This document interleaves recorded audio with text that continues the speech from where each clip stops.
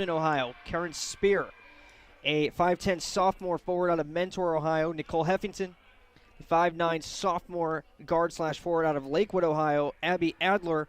And the 5'5 senior out of Niagara Falls, New York, Shmoo Pryor. So it's Graham, Spear, Heffington, Adler, and Pryor. On the Capital side, Emma Burns, the freshman guard, continues to stay in the starting lineup, 5'8 guard out of Westerville, Ohio. She's joined by the 5'4 sophomore out of Northwood, Ohio, Allison Roach. 5'9 sophomore guard out of Harrison, Ohio, Caroline Taphorn.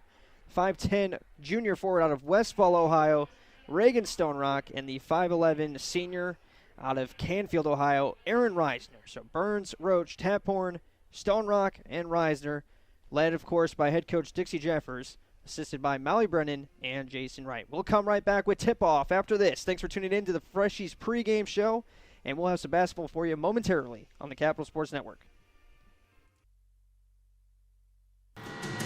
Capital University presents The Good Guarantee.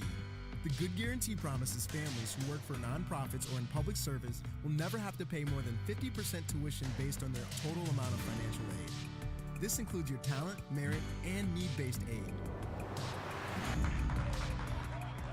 You can live on campus or at home. It's renewable for up to 8 semesters, and you can study any major and minor. Current students can apply too. You qualify if you or your spouse or your parent or guardian work for a nonprofit or public service organization and you are a full-time undergrad. Because we want to create purposeful people, courageous community, and hopeful humanity. The world needs more good. The world needs you. You invest in others, we invest in you. For more information, visit capital.edu/good-guarantee.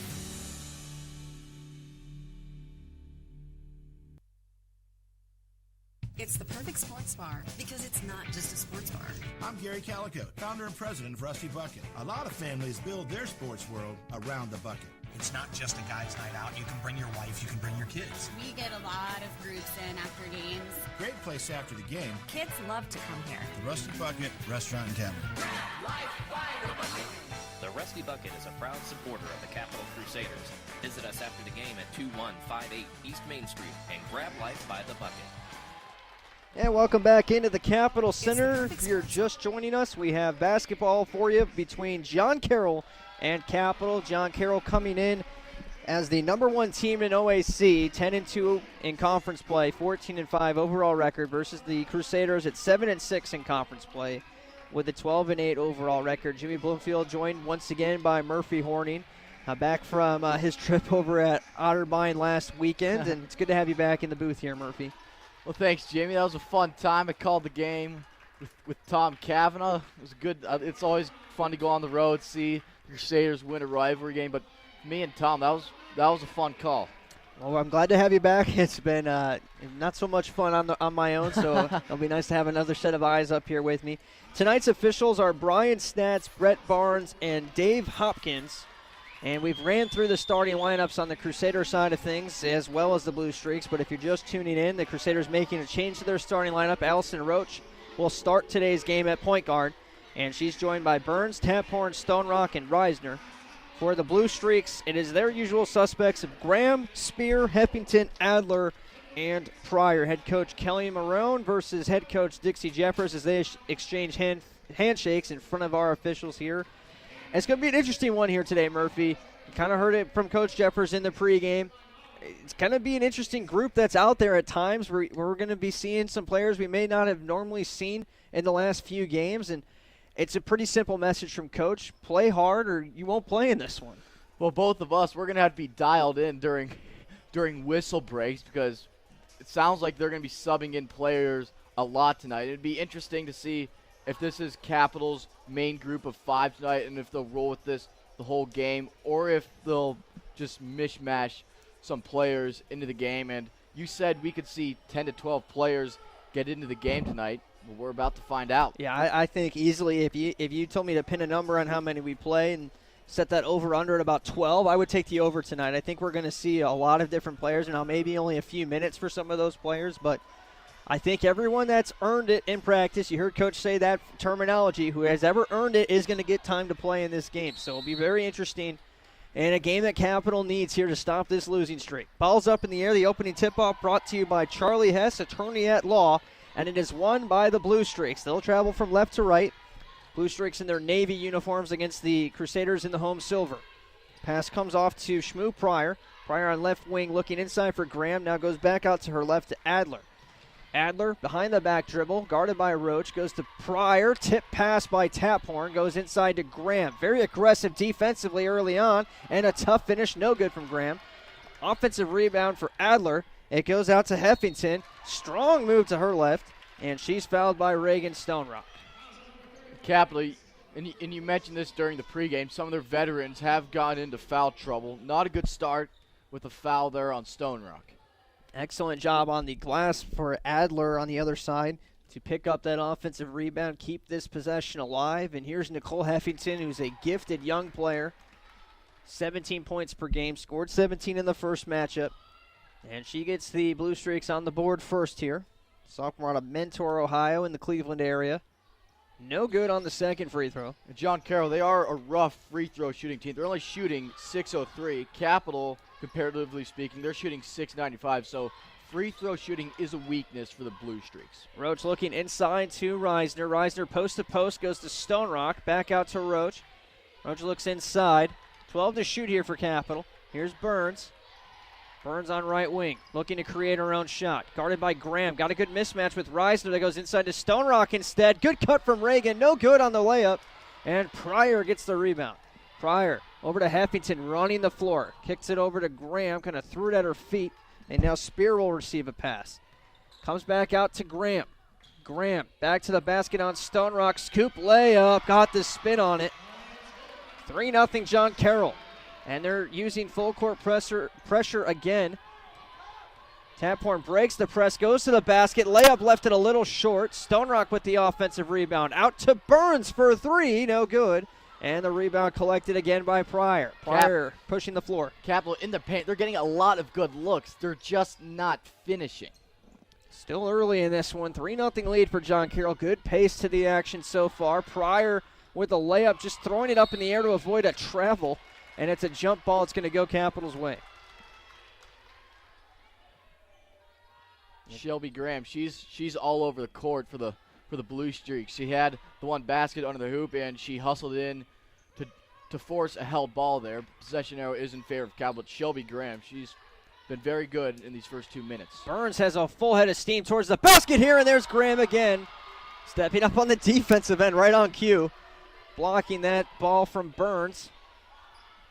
2 minutes in, Capital still looking for their first points here. Emma Burns, the sensational freshman. Coach Jeffers very excited about her future here with the Crusaders. Comes out to Taphorn here on the inbound. 20 seconds to shoot here on the shot clock. Taphorn looking inside, gets a screen from Reisner, drives left, jump shot over Graham is good. That's a tough shot from Taphorn. She knocks it down. Very well contested once again by Shelby Graham. Who else?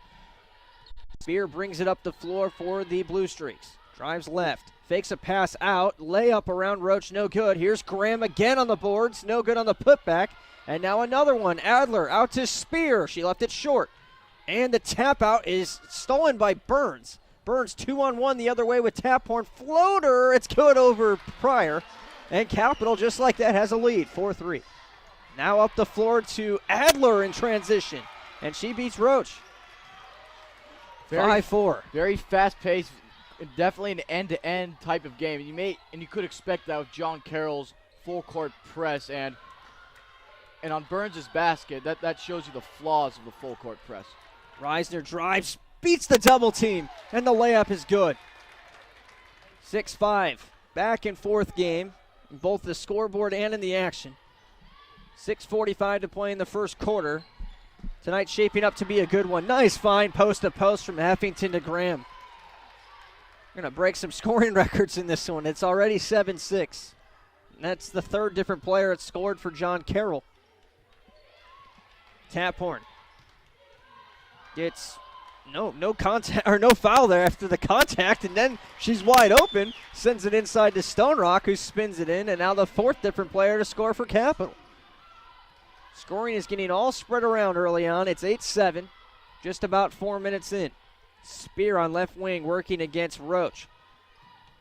Hands it off to Adler. Adler gets a screen from Graham back to Spear. Spear guarded by Burns. Out to Graham. She's going to try a long-range shot. No good. Adler on the offensive glass. Spins it home. And what a game already for Abby Adler with 4 points and a pair of offensive rebounds. 9-8. Taphorn left wide open.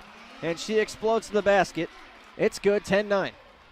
Capital has a ton of real estate inside the paint here throughout these first 5 minutes, and maybe John Carroll, that they may want to switch to more of a zone look in terms of defense. Breyer working against Burns, now hands it off. Capital switching on that assignment.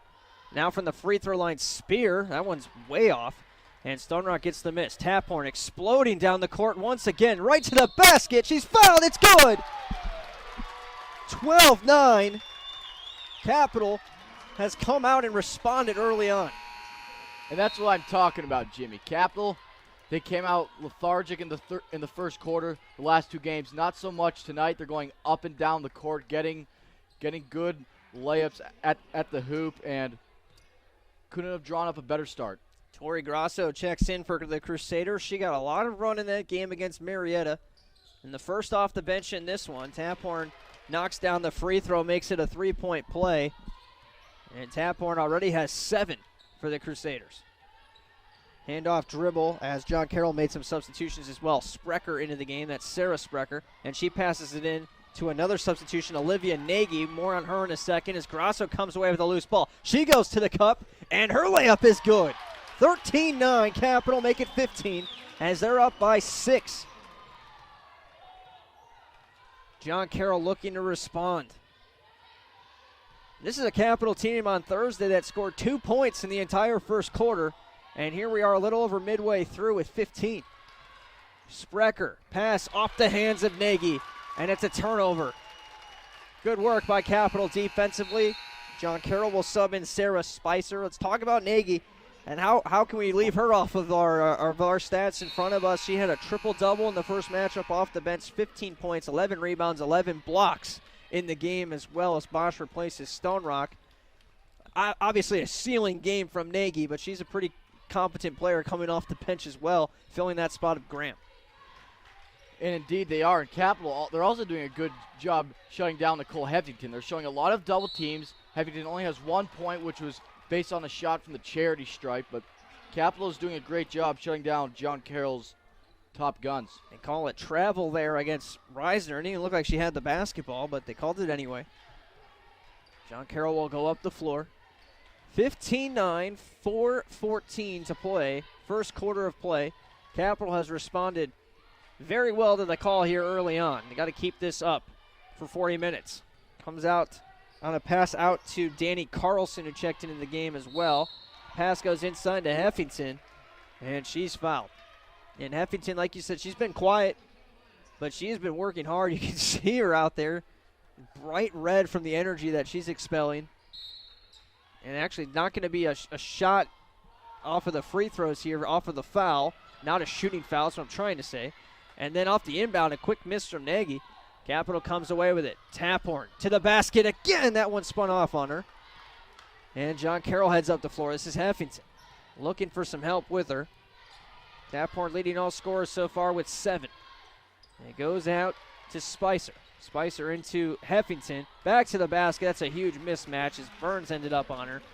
And Heffington goes to work. Puts in her first basket. She now has 3 points after the free throw early on. 15-11. Capital looking for some offense again. Bosch on a feed from Grasso. Drives baseline out to Taphorn. Extra pass to Burns in the corner. She fakes a shot. Steps into a 6-footer. No good. And the rebound collected by Spicer. Smart move by Burns there. She did not have an open look from the far wing, but she drove the ball. Just didn't get the results she wanted. Carlson absorbs a lot of contact there. No foul called. And now a timeout is called by Coach Jeffers. It is going to be a full or a 30. It's going to be a 30, so we'll stay here. El Fullen checks into the game. We had a few games earlier today in OAC play. Finish up already. Marietta 63-59 victory over Ohio Northern. So a big win for the Pioneers, who came into this one tied with Capital for that 5th spot in the conference.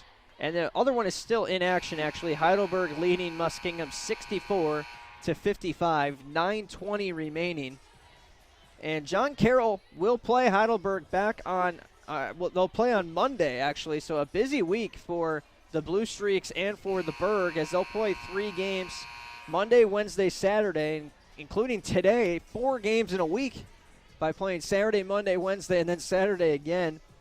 Obviously, they're rescheduling from earlier this week with the freezing cold polar vortex that came through Ohio, with wind chills in the negative 20 and 30s at time. So they'll play on Monday. They couldn't get the scheduling down as Elle Fullen's into the game, and she knocks down her first shot. 17-11. The Blue Streaks are going to be busy here these next few games, and a brutal stretch for them, especially in February. Usually you play a stretch like that earlier in the season, test your conditioning out, and hopefully they're conditioned well enough for that kind of a stretch. They're trying to win a conference title. Tap horn from Reisner. Down low to Grasso. I think that got blocked by Nagy, and then she gets the rebound. But she is a big target down there at 6'2", she's listed at, towering over everyone on the floor. 3 ball, no good. Nagy got a finger on it, but Reisner finishes it off after Spicer's miss. And Capital will head up the floor. 17-11, Fullen directing traffic, coming off the bench. She played just 12 minutes in the game against Marietta. She was a big part of their win streak. Her and Burns on the outside knocking down threes. Grasso, left-handed layup, no good. Reisner fouls it up. She's fouled by Carlson. Liking what I'm seeing out of Reisner early on, and most importantly, no fouls for her in this first quarter yet. So if they can get a full 30 minutes out of Aaron, always in Capital's favor. Reisner's first free throw is good. Remember, she's a very good free throw shooter, especially for a post player. She's at 3 points. Taphorn with 7. Fullen and Grasso each have 2 as well. And Reagan Stonerock and Emma Burns, currently on the bench, each added 2. Reisner's second free throw is good. 19-11. An 8-point lead for Capital here in the first quarter. And, of course, Reisner, she's a very imposing presence down low. She only has 4 points, but she has had a very solid game inside the paint. Hopefully that manifests itself in terms of scoring going forward. Heffington did not have control of that on the way up there. Was looking for a foul call, and she didn't get one. Fullen on the Capital crest now, stepping forward towards the basket. 20 seconds to shoot. 1:24 left in our first quarter. Fullen to the left has Bosch. Bosch now to Hewlett. Carly fresh into the contest. Hewlett goes back to her left, has Bosch.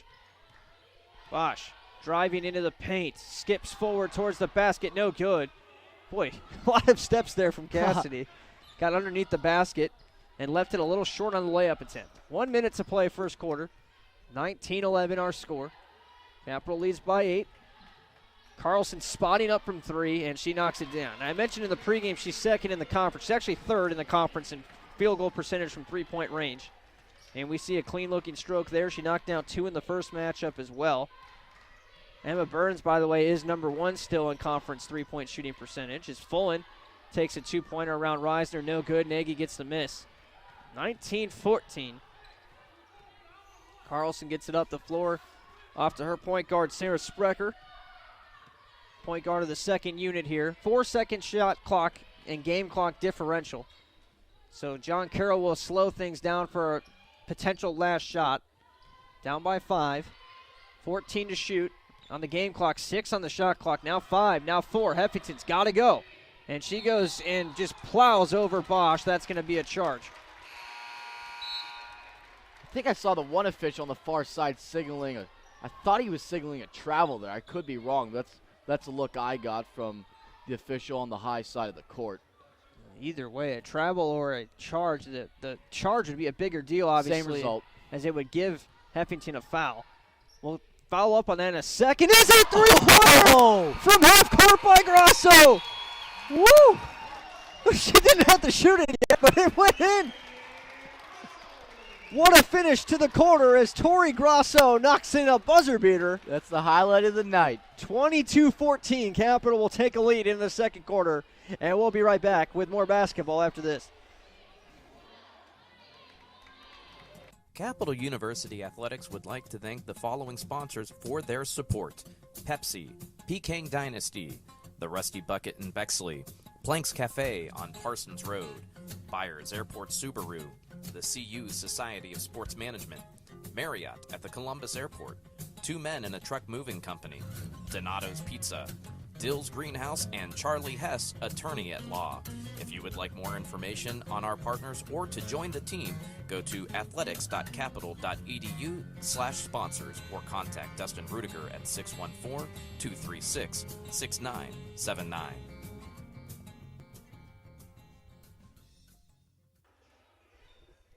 And welcome back to the Capitol Center. What a finish to our first quarter. Tori Grasso knocking down the long-range three-point shot from just inside half court. And it puts the Crusaders up 22-14. And what a quarter it was. We had 6 different players score points in that quarter. Grasso off the bench with 5. And Taphorn leading all scorers with 7. He had 2 from Fullen, 2 from Burns, 2 from Stone Rock, and 4 from Reisner. And obviously just spreading in the scoring around. A very good start to today's game. Capital gets the first stop here out of the timeout as well. And pushing up the floor now is Taphorn. Pryor kicking at the basketball. Wasn't able to get it. Taphorn still being hounded. Double team comes out to Stone Rock. Stone Rock to Fullen in the corner. 3 ball. That was halfway down, but it doesn't how did stay. that not go in? 22-14. Now Fullen in transition. Is that off Carlson? It is. Carlson saying she didn't touch it, but Fullen tapped it into her. Nagy will come out. No Heffington on the floor. It's an 8-point lead for Capital. This is a great time to push the issue here. Going a nice little run. Burns, Stone Rock, Bosch, Fullen, and Taphorn, the 5 out there. It goes to Taphorn, top of the key, off to Fullen. Fullen fakes a pass left, goes back right. Back to the top of the key, now left has Taphorn. Taphorn screen from Stone Rock. Goes back to Stone Rock, telegraphed it a little bit there. And it's collected by number 10 for John Carroll. Freshman of the game is Bree Pittenger. Slowing things down is Karin Spear with it left wing. Drives towards Carlson, hands it off to her. Carlson, travel. Frustrating start to the quarter for Danny Carlson. She'll head to the bench. And she is replaced by Abby Adler, who had a great first quarter, especially on the offensive glass for John Carroll. 22-14. Foul trouble, not much of a situation on either side. The Heffington play, by the way, was officially a travel, as Murphy pointed out. So she did not pick up a foul in that play. Bosch, no one picks her up. And I think she was expecting contact, so she missed her layup. But the rebound is collected by Capital nonetheless. Fullen working against Pryor. Nice screen and roll to Stone Rock, who steps back into a shot. No good. And the rebound is collected by Pittenger. Up the floor. This is Adler out there again. Adler, Spear, Pittenger, Graham, and Pryor, the 5 on the floor for the Blue Streaks. Graham has it. And her pass gets tipped out by Burns. Active hands there from Emma. Reisner will replace Cassidy Bosch. And this is the time for Reisner to start really going off. No Heffington to worry about defensively. Has Pittenger to worry about, which is obviously an easier matchup for her, so she can expel a lot more of that energy on the offensive end of the floor. Here's Adler again on the offensive glass with a huge putback that puts it back to a 6-point game. Crusaders left her all alone, and Adler, she's found a lot of time and space so far tonight, and it's paying dividends. She has 6 points. Now Fullen with the traveling call there. Reisner making sure she keeps her head in it here, walking with her down the floor. There's some of that senior leadership that coach was referring to. Spear, bounce pass to Adler. Adler from the elbow, blocked by Fullen, making an impact here on this end. Graham with the recovery. Boy, she has a relentless motor, and she's going to be called for an illegal screen. Sometimes it's hard to hone that in. We've seen her all over the floor today, Murphy. And indeed we have. Crusaders doing a good job managing that tonight. And Crusaders overall, I mean, the game they're having inside the paint tonight, it was great in the first quarter, but they've had a couple fouls the last two possessions, and they need to get back to where they were in the first quarter in that department. Reisner gives one right back here as the foul is called against her for setting the screen this time. Up the floor, Spear. Left-handed pass into Pittenger. Pittenger at the free throw line. Cross-court pass into the corner for Adler. 6 points from Abby Adler. She's been John Carroll's best player in this one. Out to Shmoo Pryor for three. No good. And Taphorn gets the rebound, making sure she boxes out Adler that time. Taphorn will slow things down. Left wing now. Drives into a mid-range jump shot. Might have got a piece of it, did Adler, and that's why she saves the ball there from going out of bounds. Tips it to Graham, gets it back from Graham, and now is being hounded by Taphorn. We'll give it back off to Graham. Capital hasn't scored yet here in the second quarter. John Carroll has scored just 2 points. So after the fast start, both teams have slowed down. Spear gets that one to go. 22-18. Capital, at least with the drought here scoring, they've done a nice job keeping John Carroll quiet, but now it's a 4-point game and it's time to wake up again. Both teams have slowed down, both literally and figuratively. Nowhere near the fast-paced, end-to-end type of game that we saw in the first quarter. Burns left that one short. Reisner gets it, fishes it over to Taphorn. That's a travel. She looks like she got away with it. It's a very late whistle. Fullen forgets to dribble. Jab steps and walks. Heffington back in now. Tori Grosso will replace Fullen.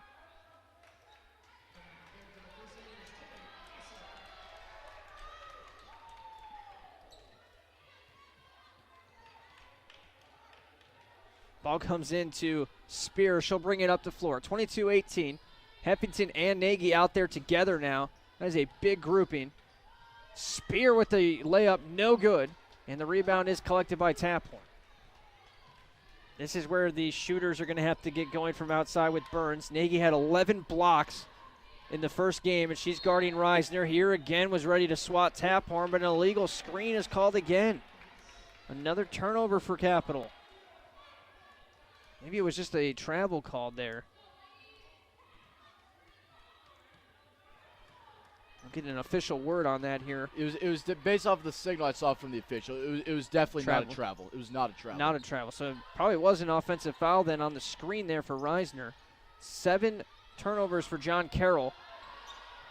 Capital now trying to keep it limited. They're at 4, but it was +6 at one point in that department. Now it's just +3. A basket here on this end from Nagy. 22-20. Capital needs a basket here. Haven't scored since the Grosso buzzer beater.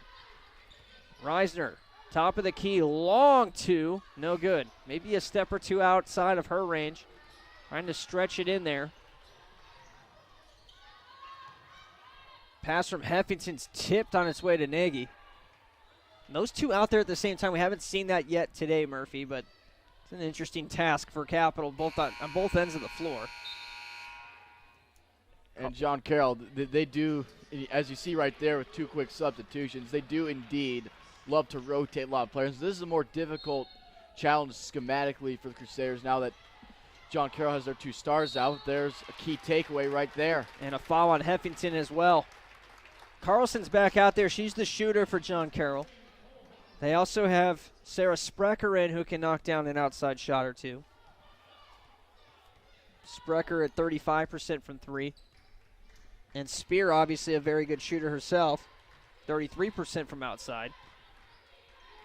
So it's an interesting lineup. 3 players that can light it up from outside and 2 big towers down low. Somehow Burns is left alone, though. Reisner drawing out the trees towards her, and then an interior pass to Burns for an easy layup. That interior passing, those open looks under the hoop, that's what the Crusaders had in the first quarter, and they had right there, but they did not have throughout the first 5 minutes of the second frame. But maybe that's a sign of more things to come.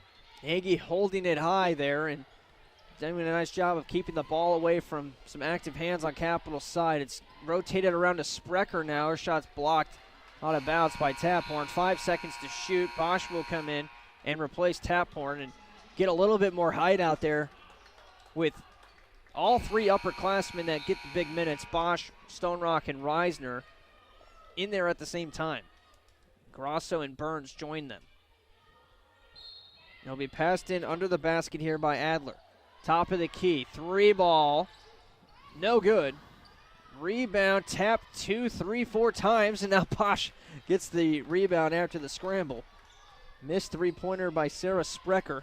Would have cut it to a one-point game. Instead, Capital can push their lead. Burns, left-handed layup, blocked by Nagy, and Grosso's out of bounds on the rebound. She was just out of bounds, too. I thought she came back in time. She came back in bounds for a second there just in time, but guess her back feet were still on the baseline. And there's Nagy again altering that shot down low on the defensive end. Adler. Fouls called against Capital. It's going to be on Cassidy Bosch.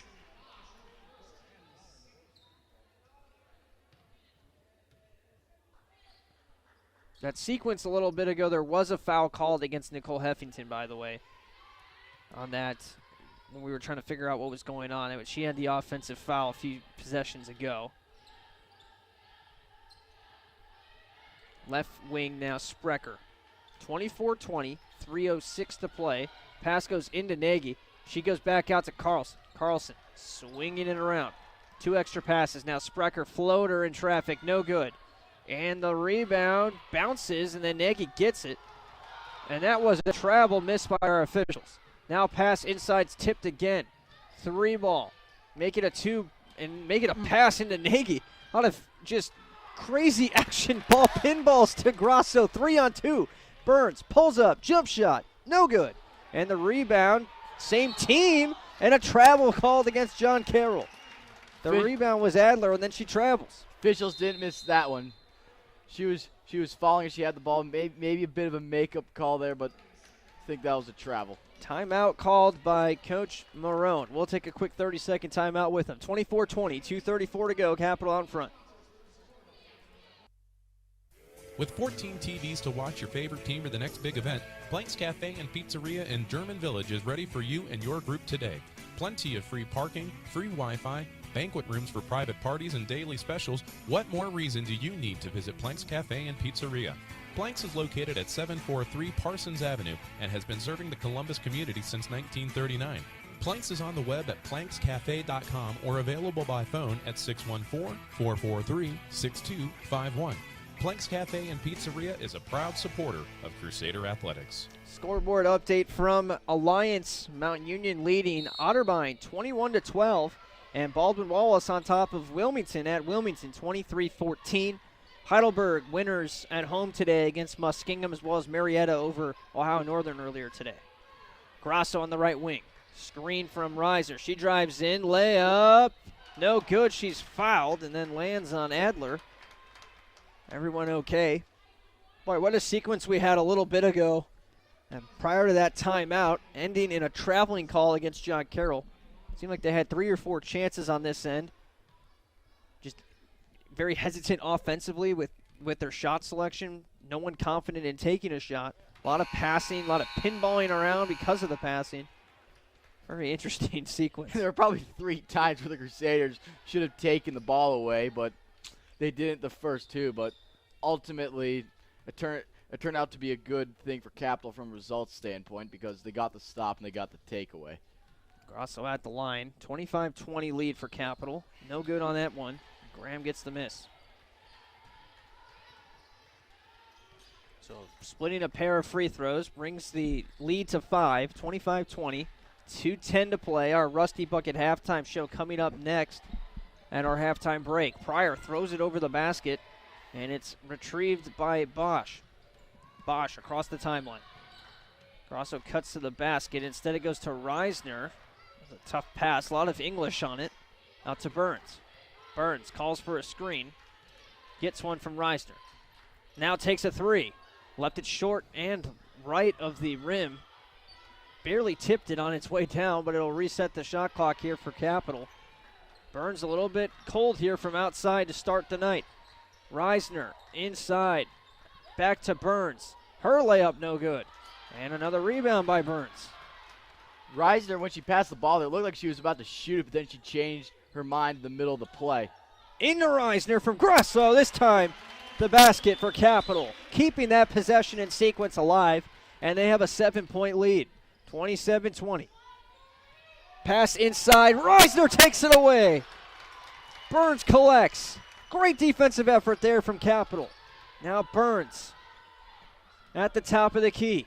Right wing. Over to Stone Rock. Top of the key once again. Left wing now to Bosch. Bosch has Reisner inside. Reisner will repost on Graham. Goes into her. Free throw line. Fakes a pass. Fakes a second. Steps back. Over Heffington. It's good from Reisner. So Aaron takes the ball away on one end. And then she knocks down the long-range shot there. 8 points for Aaron Reisner. And the Capital lead up to 9. Carlson. Big hit on this end to keep John Carroll within 6. Her second three again. 29-23. Emma Burns looking for some help. 15 on the game clock. The shot clock is turned off. Capital will hold for another potential buzzer beater. Burns is fouled by Pryor. She was trying to pass that, but I think they're going to give her credit for a shooting foul. She initially went up for a shot and then realized she was going to get blocked, so she tried to pass out of it. And the ball just kind of looked enough like a shooting motion that she gets free throws and calmly knocks down the first. From up here, I thought she was trying to shoot. I think that was a good call by the officials there. Burns knocks it down again. 31-23. Goes into Spear. Plenty of time for John Carroll here. Pretty big pick at midcourt. It's left for Heffington. Power dribble. Back out to Pryor. Pryor just throws one up. The bank shot's no good. And a successful first half. A 31-23 lead for Capital as we go into the break. The Rusty Bucket halftime show coming up. I think Spears should have kept driving there. I thought she had some space going to the hoop, but she decided to kick out. But great perimeter defense by Capital there. Good closeout to both quarters, a buzzer beater and then a good defensive stand. And Capital leads by 8. Our Rusty Bucket halftime show is coming up. Stay with us on the Capital Sports Network.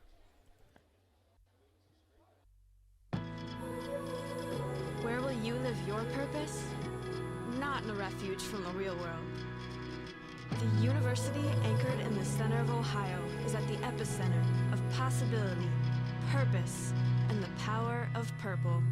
There's no time for hesitation here. No need to put things neatly into boxes. Just the need to nurture the role you were born for, no matter who you are. We believe that engagement is as important as education, that curiosity is as important as the classroom. And when given the chance, we do more, not less.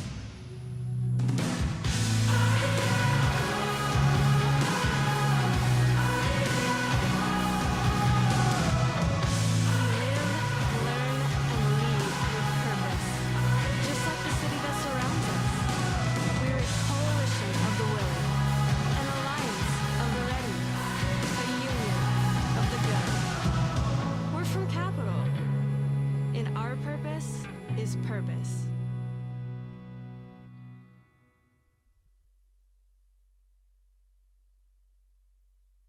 It's the perfect sports bar because it's not just a sports bar. I'm Gary Calico, founder and president of Rusty Bucket. A lot of families build their sports world around the bucket. It's not just a guy's night out. You can bring your wife, you can bring your kids. We get a lot of groups in after games. Great place after the game. Kids love to come here. The Rusty Bucket Restaurant and Tavern. The Rusty Bucket is a proud supporter of the Capital Crusaders. Visit us after the game at 2158 East Main Street and grab life by the bucket. Capital University Athletics would like to thank the following sponsors for their support: Pepsi, Peking Dynasty, the Rusty Bucket in Bexley, Planks Cafe on Parsons Road, Byers Airport Subaru, the CU Society of Sports Management, Marriott at the Columbus Airport, Two Men in a Truck Moving Company, Donato's Pizza, Dill's Greenhouse, and Charlie Hess, attorney at law. If you would like more information on our partners or to join the team, go to athletics.capital.edu/sponsors or contact Dustin Rudiger at 614-236-6979.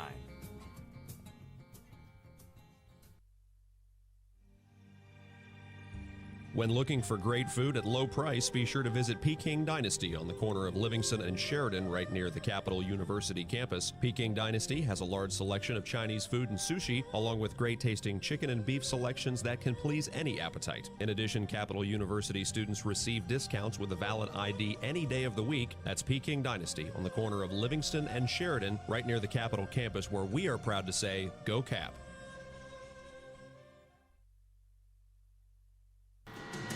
Capital University presents The Good Guarantee. The Good Guarantee promises families who work for nonprofits or in public service will never have to pay more than 50% tuition based on their total amount of financial aid. This includes your talent, merit, and need-based aid. You can live on campus or at home. It's renewable for up to 8 semesters, and you can study any major and minor. Current students can apply too. You qualify if you or your spouse or your parent or guardian work for a nonprofit or public service organization and you are a full-time undergrad. Because we want to create purposeful people, courageous community, and hopeful humanity. The world needs more good. The world needs you. You invest in others, we invest in you. For more information, visit capital.edu/good-guarantee.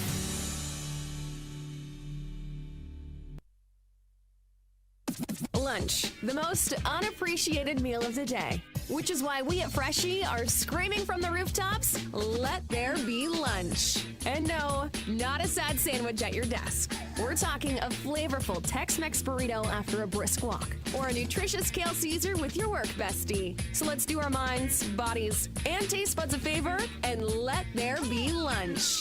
Download the game-changing new Freshie app to have your food ready, or order at Freshie.com.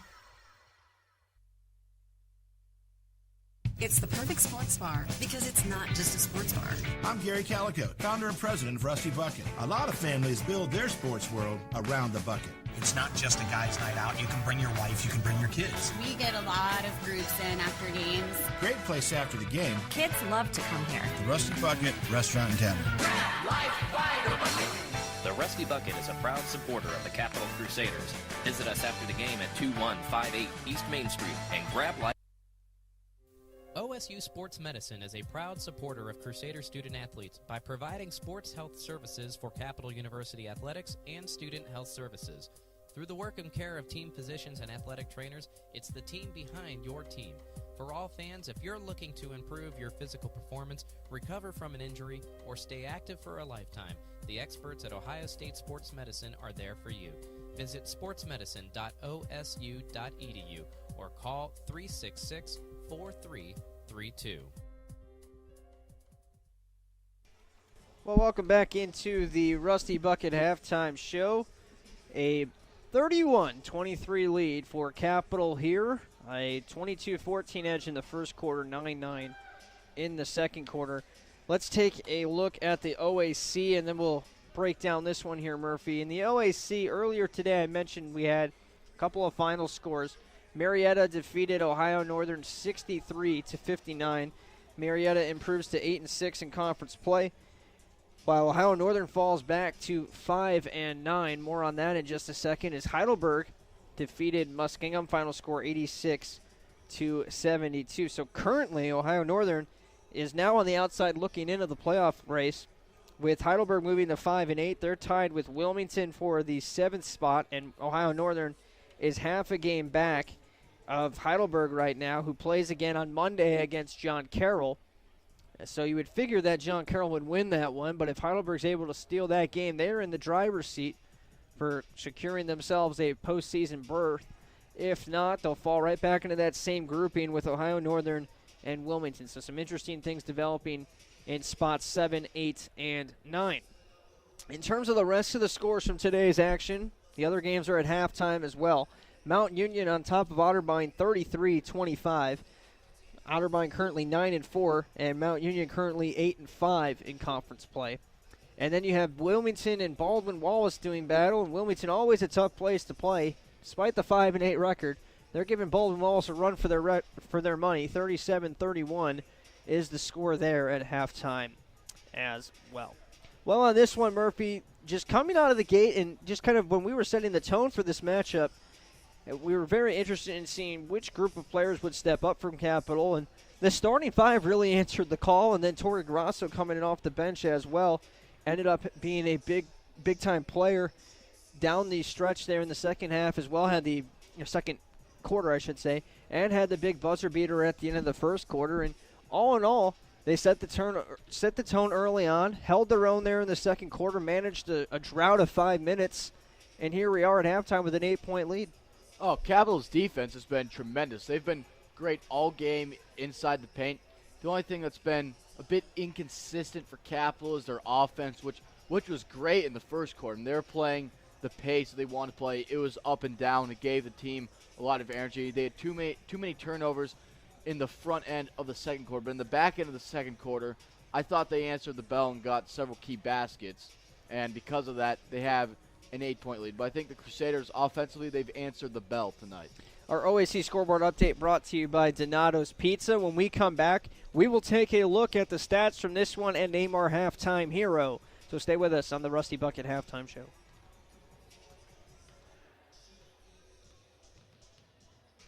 Just as fresh as its pizza, Donato's is fresh off of its 50th anniversary and still serving the Columbus area with pride. Now introducing online ordering, Donato's Pizza is ready for your order at any time from anywhere. Donato's also features a gluten-free menu and will even cater your next big event. Donato's Pizza in Bexley is located at 2800 East Main Street and is available by phone at 614-235-4477. Donato's Pizza, proud supporter of Capital Crusader Athletics. With 14 TVs to watch your favorite team or the next big event, Blank's Cafe and Pizzeria in German Village is ready for you and your group today. Plenty of free parking, free Wi-Fi, banquet rooms for private parties and daily specials. What more reason do you need to visit Blank's Cafe and Pizzeria? Blank's is located at 743 Parsons Avenue and has been serving the Columbus community since 1939. Planks is on the web at plankscafe.com or available by phone at 614-443-6251. Planks Cafe and Pizzeria is a proud supporter of Crusader Athletics. And welcome back into the Capitol Center and the Rusty Bucket Halftime Show. A look at our first half statistics brought to you by Planks Cafe. From a team standpoint first, Capitol shooting 47%, 9 for 19 overall. From three, they're shooting 1 for 2, keeping the three-point attempts at a minimum here. I'm sorry, that's from the first quarter alone, excuse me. Overall from the halftime for three-point range would be a total of, 1 for 5. There we go. Looking at the first quarter statistics on my side here.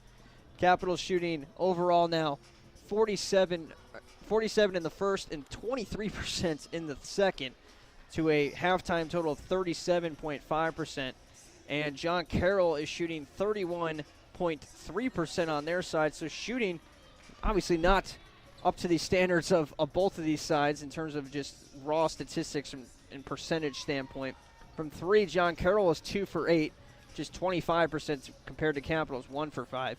Both teams have 22 rebounds. Capital has 6 turnovers. John Carroll has 10. The big difference is the points off of those turnovers. Capital has 10 to John Carroll's 2. Assists, John Carroll has 5, Capital 3. 3 blocks for the Crusaders, 2 for John Carroll. Capital has 4 steals compared to just 1. And bench points at 8 apiece. Second chance points 6 to 5. Points in the paint 14-14. The big difference, I guess, from a team standpoint there, Murphy, would be the points off turnovers, as Capital is +8 in that department, and they lead by 8 here at halftime. And I alluded to that when I was talking about Capital's defense, but the Capital, they are forcing a lot of turnovers, but the key thing is they're taking advantage of turnovers. They have 10 points off of turnovers. John Carroll only has 2, and that's a testament to Capital's defensive prowess in this one. That needs to continue. And now that I have the correct halftime stats in front of me, let's go to the individual scoring. For the John Carroll side, Shelby Graham with 4, Nicole Heffington has 3, Abby Adler and Danny Carlson are leading the way with 6 apiece, 2 from Karin Spear and 2 from Olivia Nagy. Rebounding, Adler with 6, including 3 offensive. Graham has 5, including 3 offensive, and 5 from Olivia Nagy. 3 assists from Nicole Heffington leading the way. 3 points in addition to her 3 assists. For Capital, leading scorers Aaron Reisner with 8, Taphorn 7, Burns 6, Grosso 6, 2 from El Fullen. Rebounding leaders, Stone Rock has 8, Reisner with 4, 2 apiece from Taphorn, Burns, Grosso, and Bosch. And in the assist department, 1 apiece for Reisner, Taphorn, and Grosso. Everyone that saw the floor for Capital had a positive plus-minus in the first quarter as well. Interesting to point that out. The only one that didn't have a positive one was Fullen, who had 0. So no one in the negatives there. And obviously that indicates pretty consistent play throughout the first half. We'll turn it over to you now, Murphy, for our halftime hero, the standout from the first half, brought to you by Freshies. Go ahead. Well, Capital, they've been playing a great game on the inside, and who else could it be? It's Erin Reisner. She's our player of the first half. She has 8 points. She has 4 rebounds. She's 3 for 4 shooting. She's taking care of business from the charity stripe. She's 2 of 2 there, and even more impressively, she has a +8 ±. That's the best on the team, tied with Tori Grosso. But Reisner, she's Capital's leading scorer. She has 4 rebounds, and she's tied for the best ± on the team, and that's why she's our player of the first half. Our halftime hero brought to you by Freshies. Freshies, healthy, fast, casual food that's good for your body and soul. Capital students get 10% off. Freshies, eat, energize. Well, Murphy, before we head to our restart of play here, 30 seconds, let's revisit quickly those keys. I know a big key of yours was that first quarter of play. Obviously, that one we check off as a win. What are some keys to close this one out? Well, I said Capital needed to double up on Nicole Heffington, and Heffington, she has 3 points tonight. She's been a non-factor. She has a -9, so I think Capital is taking care of that.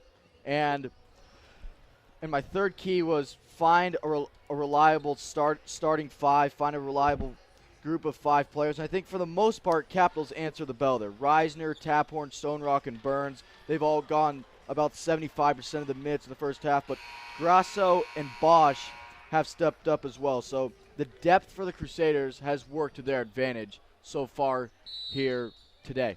Roach is back in there to start things off here in the second half as well. She started the game.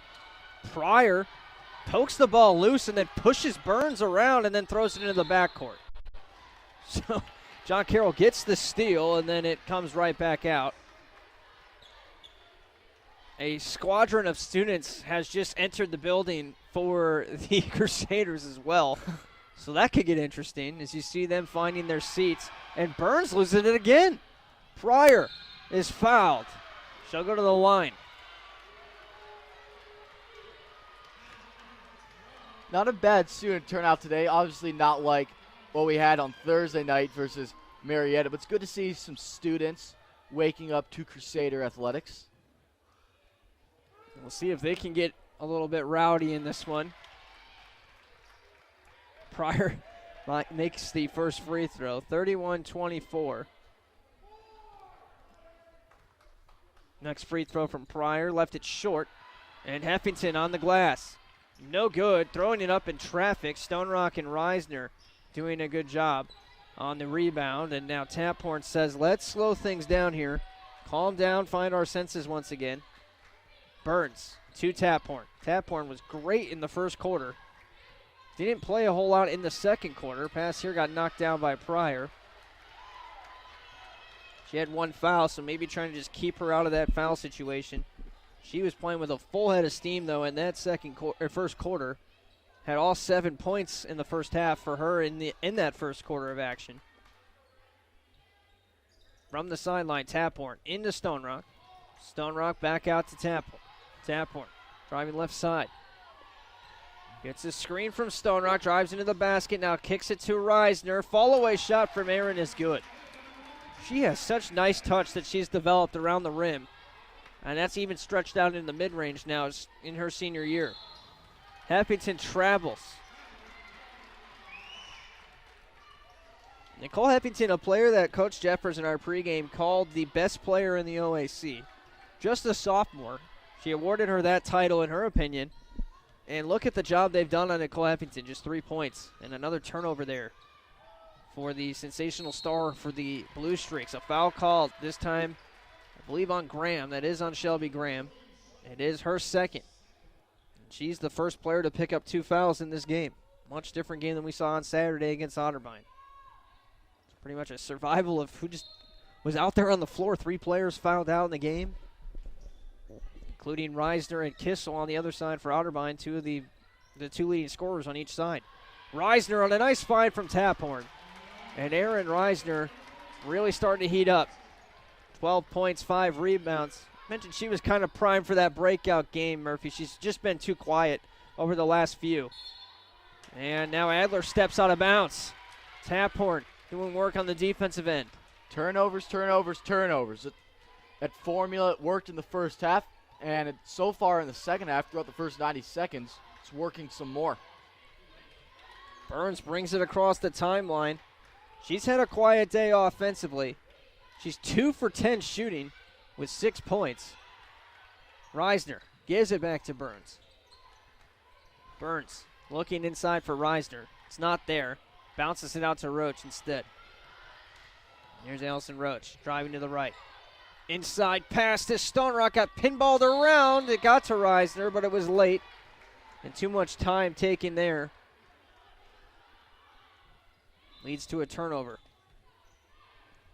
And now ball was not whistled in for play. And Coach Jeffers screaming for a timeout. Our official here trying to laugh it off. Must have just been in a zone and didn't see her there. And he comes to the scorer's table to signal a timeout. We will take a brief timeout, come right back with more basketball action. 35-24 Capital out in front. When looking for great food at low price, be sure to visit Peking Dynasty on the corner of Livingston and Sheridan, right near the Capital University campus. Peking Dynasty has a large selection of Chinese food and sushi, along with great-tasting chicken and beef selections that can please any appetite. In addition, Capital University students receive discounts with a valid ID any day of the week. That's Peking Dynasty on the corner of Livingston and Sheridan, right near the Capital campus, where we are proud to say, Go Cap!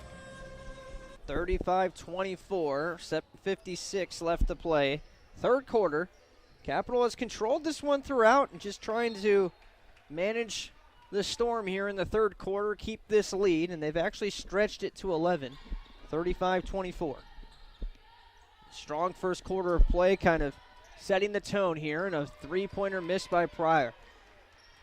A lot of the talk around OAC is just the amount of three-pointers we've seen, Murphy, and John Carroll, not a very good three-point shooting team. They're not known for it. They have a couple players that can knock them down. Carlson, we've seen knock down 2 already, for instance. But not a team that is trying to shoot 23s a game, as Reisner misses here. Including the win against Capital earlier this season, John Carroll shot just 10 threes in that game. They were 4 for 10. And for sure, tonight, this has not been, I would say, your typical OAC game. Capital only had 5 attempted threes in the first half. They made 1. Capital, they haven't really needed to establish a three-point game. John Carroll, they're still struggling in that department. It's another turnover for John Carroll, who does average quite a few. Capital, for instance, just for comparison's sake, they average 16 a game. Their opponents average 17. John Carroll averages 17.3. Their opponents average over 20. They're usually plus 3.5 there. They're very good at creating turnovers. Capital just hasn't responded to that as Taphorn knocks down another jump shot. 9 points for her, 13-point lead. And Capital winning the turnover department by 5 right now, 14-9. Graham over to Adler. Adler looked like she wanted that 3, doesn't take it. Pass off instead. Back from Pryor to Adler. She walks into a 2. It's good. She has been the best player for John Carroll in this one. Her and Graham really are the 2 that have shined on the John Carroll side. Graham with 5 rebounds, 4 points, a block. Adler now has 8 points and 7 rebounds. But haven't been a whole lot of help around them. Roach traveled. Or did Reisner travel? I think that was on Reisner. Yeah, they pointed at Reisner afterwards. Roach didn't make the shot anyway. Burns comes out for Fullen. No, Burns stays in, just getting some coaching. Roach will come off for Fullen, first off the bench here in the second half. Carlson is back in as well, number 13. She's been the shooter all season for John Carroll.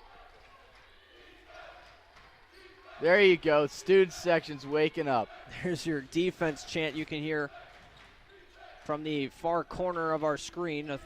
walking into a shot here is Graham. Left-handed layup is good, and Shelby Graham right on cue. We were talking about Adler. Those two in the post have been very good. I guess Adler more of the 3 and Graham the 4. Heffington on the bench for John Carroll right now. Into the corner, Burns from 3. No good. Not her day shooting. Now 0 for 4 from outside. Burns has been pretty much dead on over the last 4 or 5 games, especially over that 3-game winning streak. And she has slowed down today. Now 2 for 11 shooting. Still has 6 points. Adler kicks out to Carlson. Carlson drives left side. Over to Graham. Graham back to Carlson. Carlson driving in. Floater, no good, but she's fouled by Aaron Reisner. Reisner's second foul. And that'll bring Danny Carlson to the line.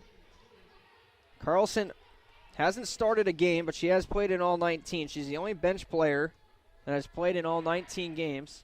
6-man.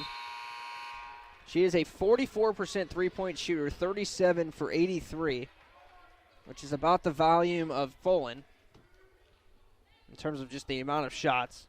72% from the line is Carlson. She knocks down both here. She is 8. She is John Carroll's leading scorer, tied with Abby Adler.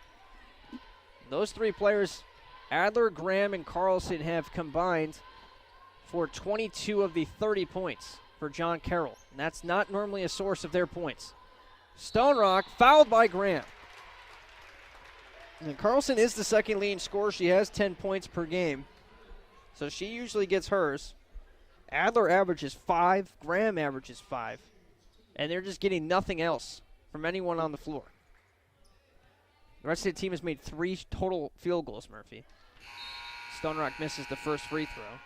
And this is what happens when you're able to shut down Nicole Heffington. And John Carroll, they can be a deep, they can be a balanced team, but if everyone's not firing on all cylinders, then this team, they're susceptible to being outscored and not putting enough points on the board.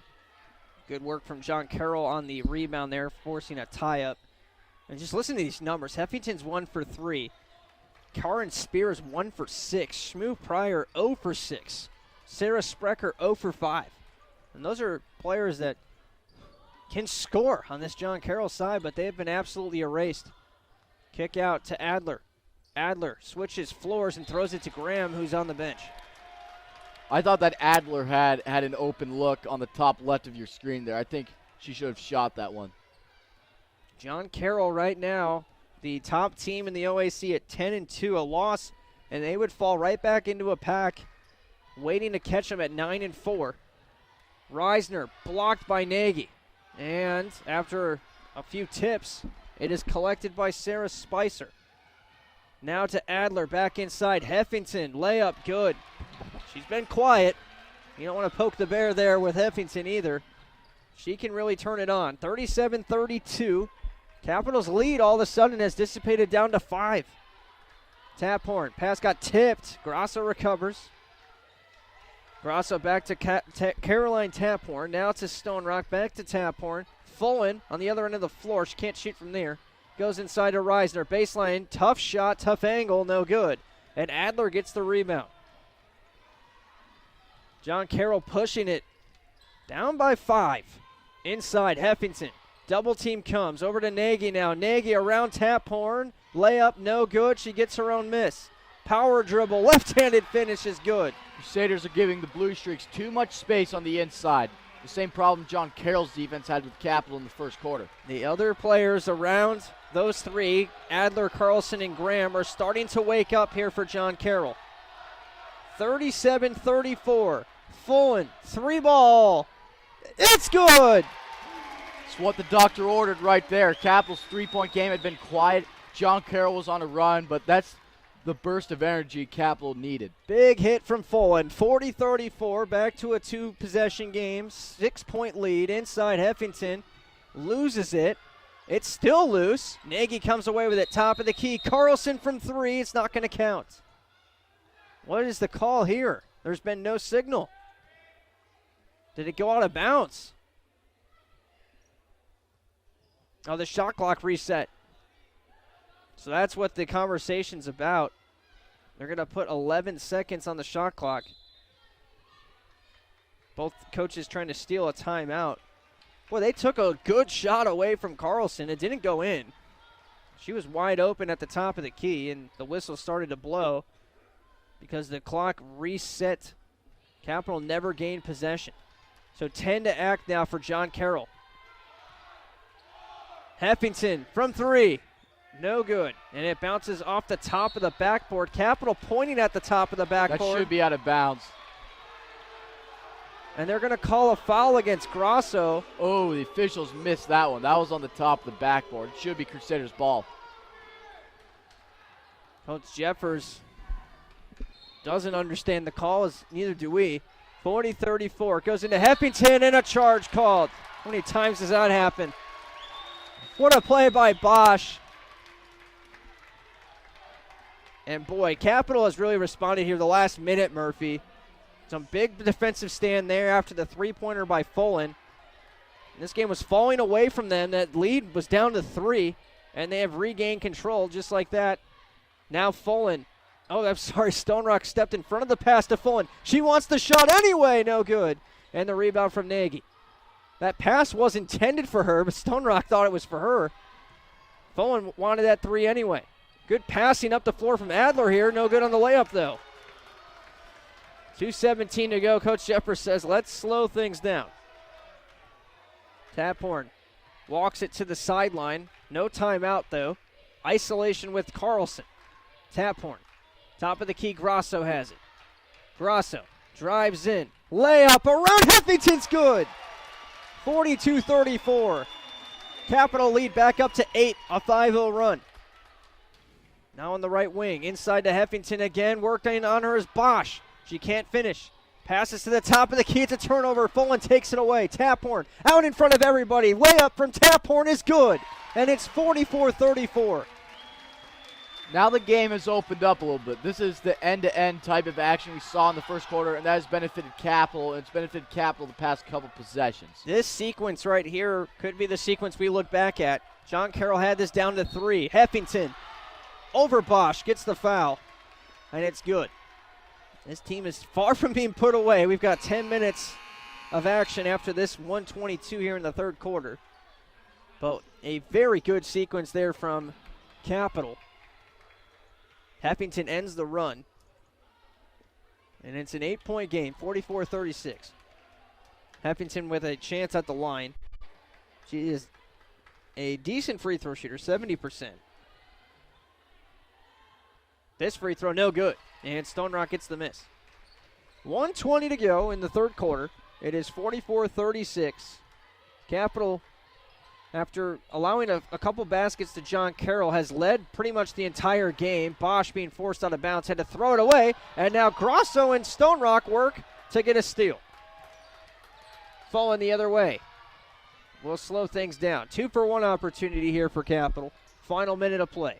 Top of the key, Stone Rock. Over to Fullen. Fullen to Bosch. Bosch. Cross court to Taphorn. Walks into a 2. No good. Bosch on the putback, though. It is. 46-36. Spear across half court. 36 seconds to play in the quarter. Inside to Heffington. Double team comes. Pryor for 2. No good. And the rebound for Bosch. Capital can hold for the last shot. 46-36. Capital leads by 10. Taphorn with it. Taphorn has 13 to work with. And Pryor knocks it out of bounds. 9.5. Some subs. Burns will come on here. That'll help. Get a little bit more firepower and a long-range shot. Might Capital be setting up something so Burns can shoot a 3? Burns replaces Taphorn. She's the inbound passer. You have Fullen out there, also can shoot from 3, and Bosch is not a bad shooter as well. Fullen. It's the screen from Bosch. Working on Graham one-on-one. This is a mismatch. Fullen inside. Bosch has a good matchup with Spear, and she lays it in at the buzzer. Basket's good. Capital leads 48-36 by 12. What a way to end the third quarter there from Capital. We will take a timeout when we come back. Fourth quarter of play here from the Capitol Center.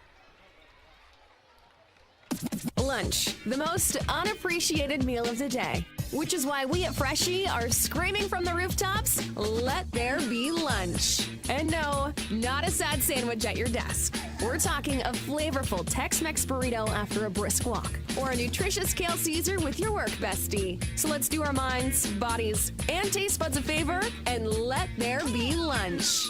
Download the game-changing new Freshie app to have your food ready or order at freshie.com.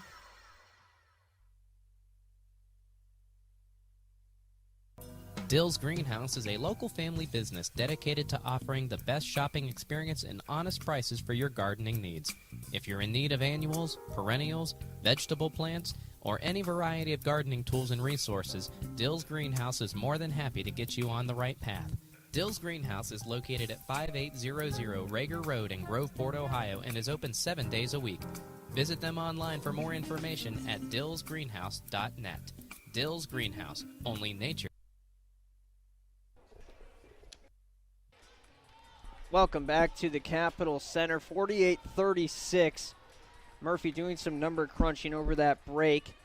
For John Carroll, they had cut the game to 3, and when they did so, they had a 10-0 run very quietly over a span of about 3 minutes and 19 seconds from 6:55 to 3:36. In the final 3:36, Capitol goes on an 11-2 run to close out the quarter and open up a 12-point lead. It'll be Burns, Fullen, Bosch, Reisner, and Grasso.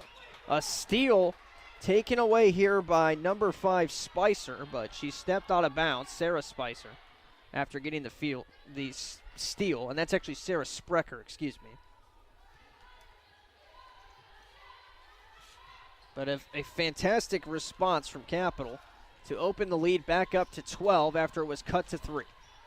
Fullen on the left wing. Started the 11-2 run with her three-pointer. It goes back to her for a 3 again. It's good from Fullen. Elle Fullen off the bench with 3 threes now, I believe. Inside on a good response from John Carroll. This is just a good game. It's Pittenger now on this end, trying to keep the Blue Streaks alive. And for Fullen, it was actually her second 3, excuse me. She had a 2-pointer earlier as her first shot. But a pair of 3s here in the last 4 or 5 minutes of actual game time. And a big start to the fourth quarter. Pittenger now gets it back after a steal. Kicked out Sprecher for 3, no good. Pryor had a hand on it. Bosch pulls it down. That would have been a big hit there from Sprecher to follow up Pittenger's 3-point play at the line. 9 minutes left to play. Grasso over to Reisner. Reisner, who sat out during that 11-2 run, gets a shot up here, no good. 51-39. Pryor to Sprecher. Again, this is not a John Carroll team, Murphy, that is just going to sit here and chuck threes, so it'll be very interesting to see how they work their way back. Spear, no good on the layup. And Reisner gets the rebound. Fullen to Grasso. Grasso, skip hop to the lane, no good. And it's punched out of bounds. John Carroll possession. Yeah, at this point, you just got to take the air out of the basketball here. 8.5 minutes to play. The only way John Carroll gets back in this game, Murphy, is if they get 3, 4, 5 stops in a row. And on the last possession for Capitol, Crusaders were going way too fast. They need to slow it down. It's a 12-point game. John Carroll, they're not going to win by going up and down the court and jacking up threes, but Crusaders need to slow down the tempo offensively and play great interior defense. Pryor will try to calm things down, the senior veteran leader on this John Carroll side. Pryor goes right to the basket, and Shmoo Pryor with her first basket makes it a 10-point game. Full court pressure again. Stone Rock breaks the press. Burns couldn't handle the pass. And another quick sequence. It might be smart for Dixie Jeffers to call a timeout because John Carroll is going with this all-out full-court press, and the Crusaders are having trouble adjusting, and Jeffers does just that. And I think that's a smart move, Jimmy. We see a substitution come on. It's Leslie Aguilar, by the way, as she's going to get her first playing time for the Blue Streaks here as we head to a timeout. We'll come right back. 51-41, 8:19 to play. Capital leads by 10. If you are a current Capital student considering a job in the sports industry, get the real-world experience and network with the Capital University Society of Sports Management. If you have an interest in sport marketing, promotions,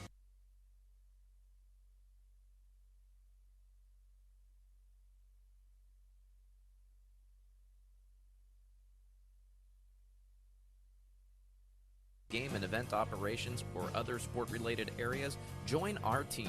CUSSM allows you to be hands-on, be creative, and have a DIY approach to get the real-world experience you need. If you are interested in joining CUSSM, email Natalie O'Brien at nobrien@capital.edu. That's nobrien@capital.edu.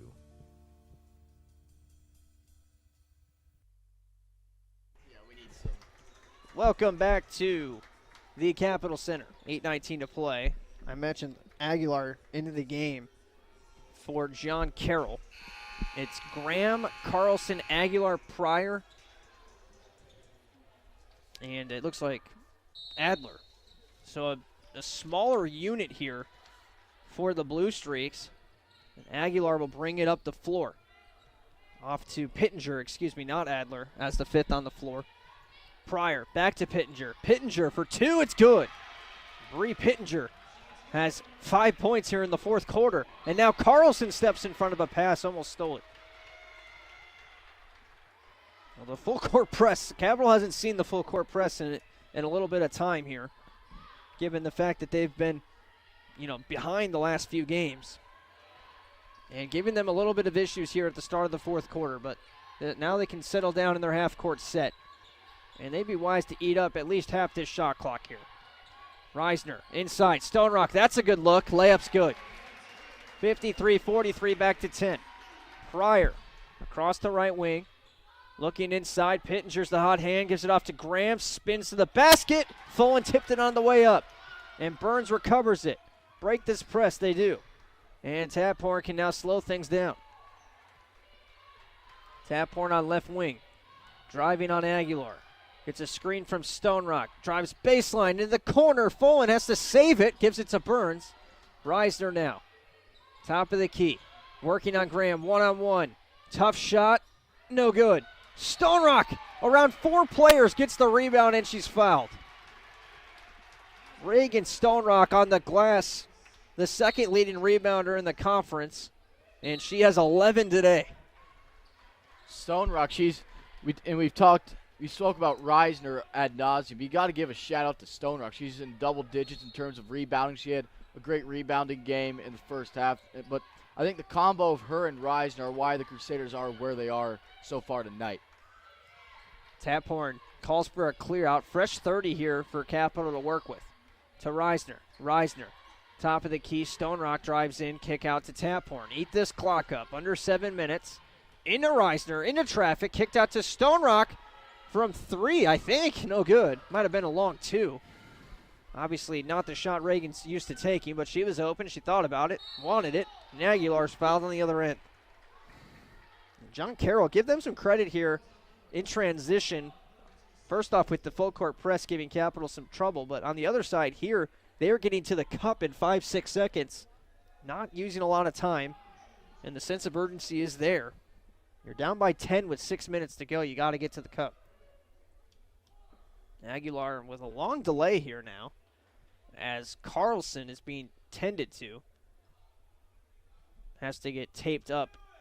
Might have been a cut or something on her left arm.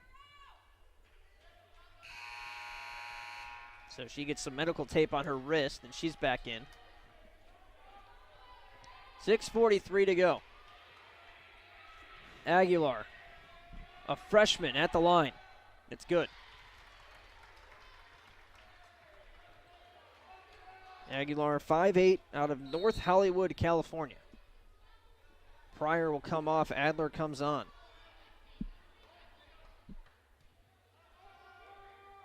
Aguilar, second free throw. This one's good as well. Some calm nerves there from the freshman who's out there to help out with the press. She's got a lot of length and quickness in the backcourt. Burns to Taphorn. There was Aguilar trying to take it away. Capital able to beat the press this time. Taphorn on left wing. Guarded by Carlson. Works around Carlson. Works inside. Layup no good. And it's going to go to John Carroll. Another quick empty possession. There's been too many of those already. 53-45. John Carroll kind of just hanging around. I think the Crusaders did a better job breaking the press there, but still, it's still way too fast for Capital, but they are getting incrementally better from what I've seen. Carlson with a layup there, showing off the athleticism. It's a 6-point game, and now Capital has trouble getting the ball in.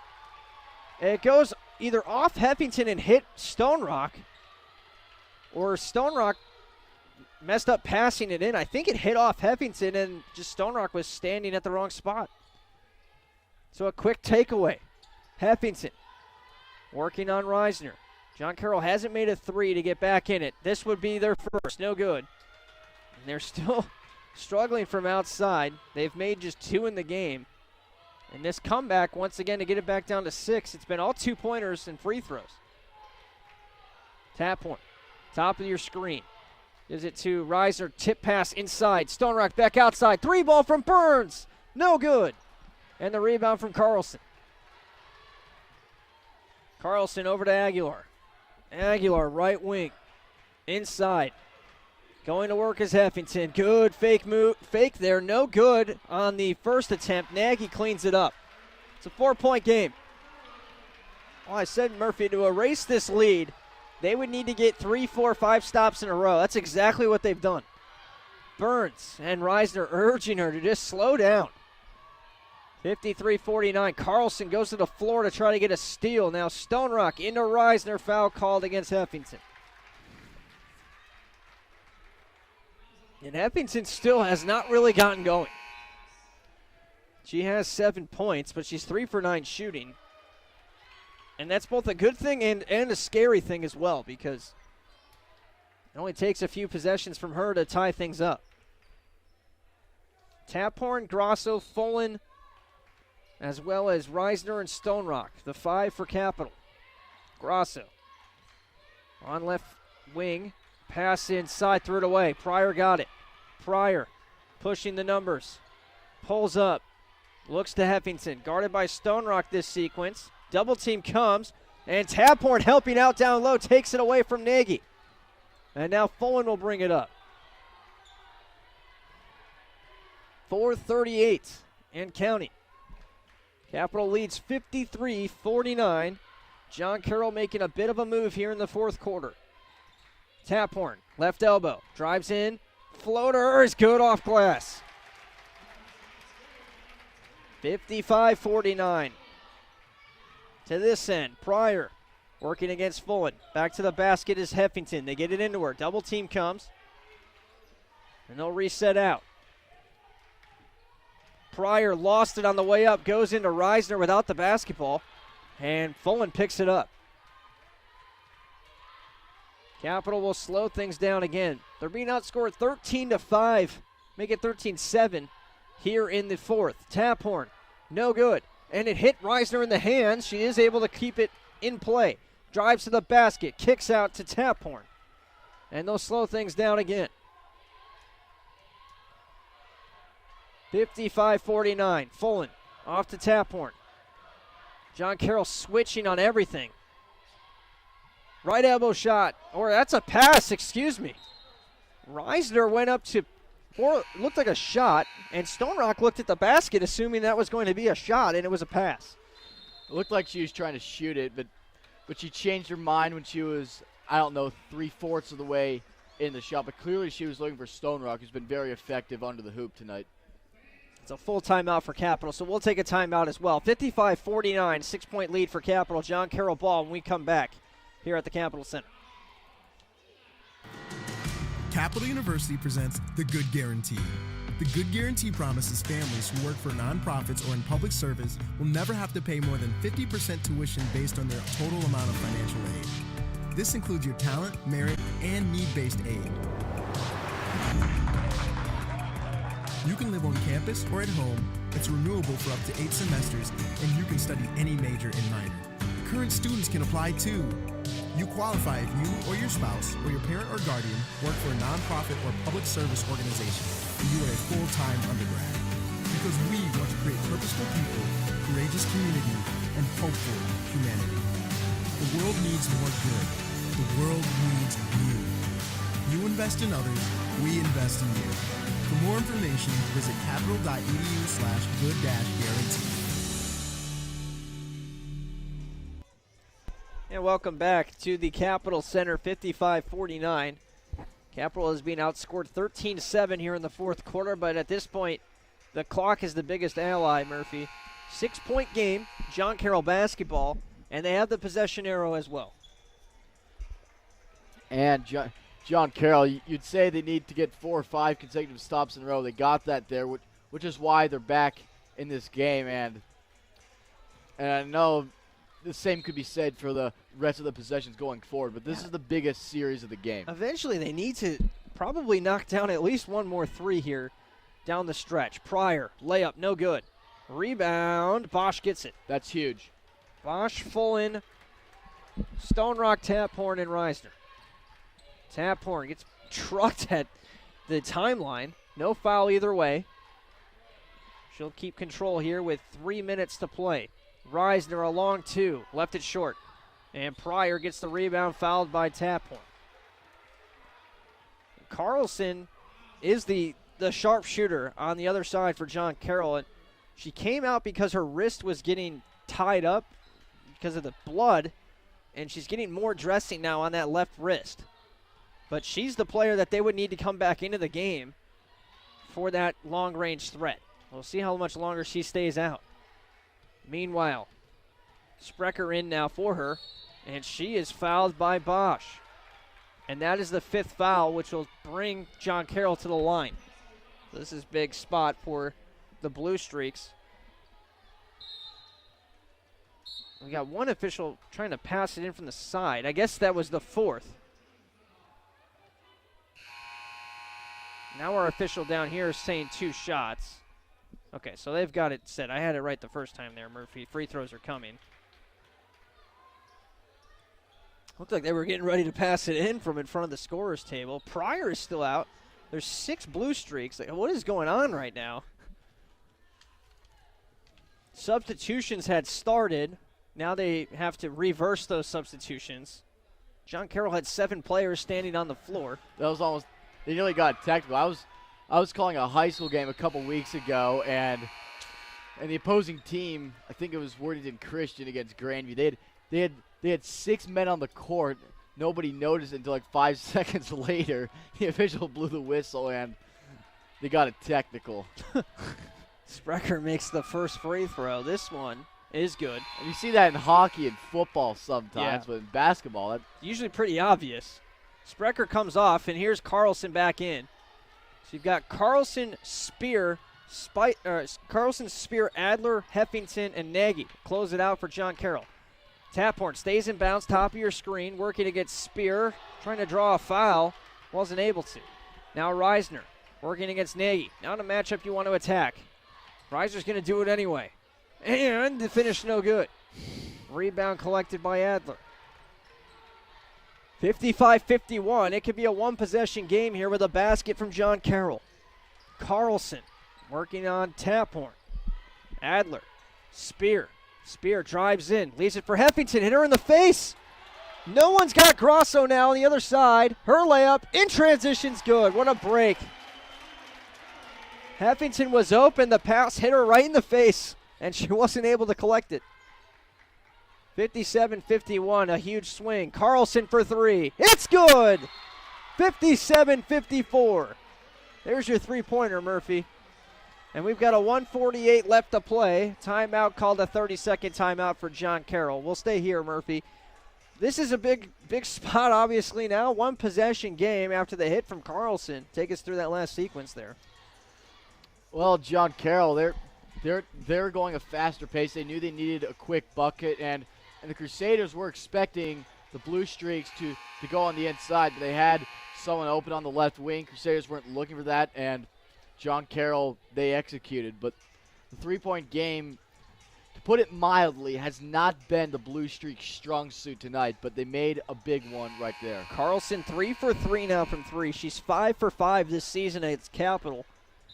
And with the day Burns has had from shooting outside, 0 for 5, it's very possible that after the results from this one are recorded, Carlson's going to be the #1 shooter in the conference. And you still got to keep an eye on her here. This is a 3-point game with 1:48 to play. John Carroll's going to try the press. It's stolen by Adler. Her layup is good. 57-56. When are the Crusaders going to adjust to this press, Jimmy? Carlson this time fouling Stone Rock. And Coach Jeffers is going to have to get Stone Rock off the floor here soon because of her free throw woes. We'll see if it's now. Actually, it's Grasso coming out. Burns back in. Burns, 1, a better ball handler, 2, a better free throw shooter, so she comes in. It'll be interesting to see if Stone Rock stays out there or if they bring in Bosch for the offensive sequences. And Stone Rock, not a strong free throw shooter. 57-56. Need her out there for the rebounding, so it's a tough call for Coach. Taphorn over to Fullen in the corner. Fullen sees a double team, gives it to Reisner. 14 to act. Reisner driving in, layup, no good. And there's Stone Rock on the glass, right on cue. That's why she's still in there. 3 team fouls for John Carroll. They still have 1 to give. Burns driving baseline. She's fouled by Carlson, and that's Carlson's 4th, which is another big story because if John Carroll's down 3 with a possession left, that's who's taking it. But she's picked up her 4th foul. And the assistant over there, Beth Andrews, making sure Carlson knows she cannot foul again. She has 4. Pass goes into Taphorn. If you're John Carroll here, you might want to just grab Stone Rock and foul her. They think they can get a stop anyway. 23 on the shot clock. There's about a 24-second differential between shot and game clock. If John Carroll gets the stop, there'll be about 30 seconds left. Taphorn to Reisner. Reisner through a double team, now a triple team, and there's a tie-up, and the arrow is John Carroll's. They take it away.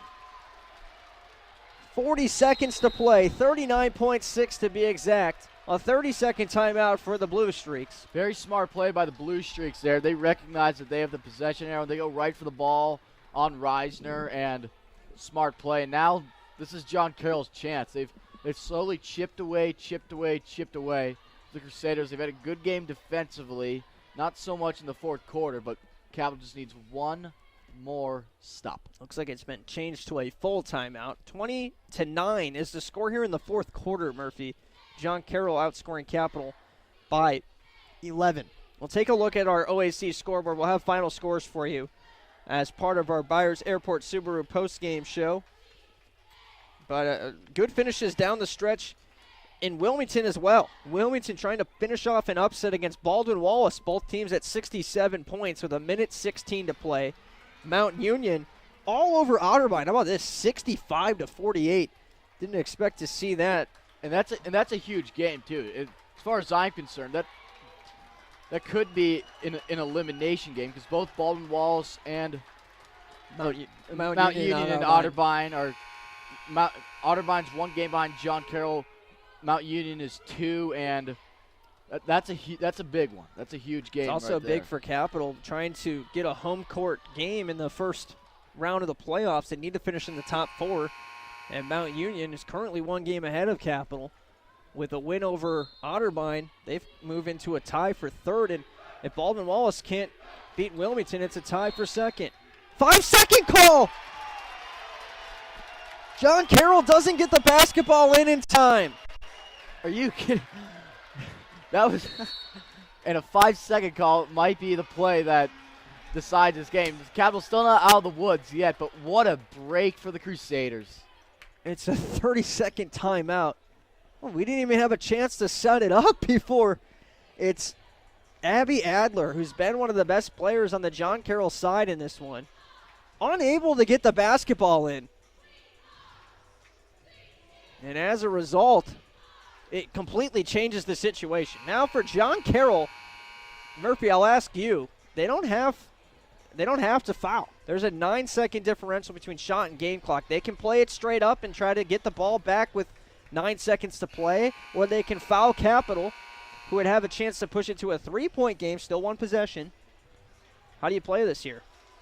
I mean, it depends on what your strategy is. Like if you're trying to drive down the lane and get a quick two, but if you want to leave it up to Carlson, then I don't think that would be a bad move for John Carroll to go in and foul. Carlson not in because of her 4 fouls. Pryor does foul, and she was trying to get a steal. Not the best player to foul with Elle Folan at the line. She's one of the best that Capital has to offer, 88%, and she actually is the best in terms of qualified free throw shooters, and I jinxed it. And now you don't have to worry about Carlson here, and Carlson could be shooting for the win instead, Murphy. She could be shooting for the win, but it depends. John Carroll probably would have to call a timeout here if they want to get her into the game, and she's not in. She just came in between Yep. timeouts. Folan knocks it down. Timeout anyway for John Carroll. Folan splits a pair. 35 seconds left. It's basically the same situation as it was before the 5-second call. The only difference is now it's a 2-point game, so John Carroll needs 2 to tie and a 3 to win. You would expect them to act quickly here, Murphy, give themselves time if they don't get the basket, or do you see them just kind of playing the clock out and seeing if they can make a basket here at the end of the 30 seconds? It depends on if you're thinking short-term or long-term.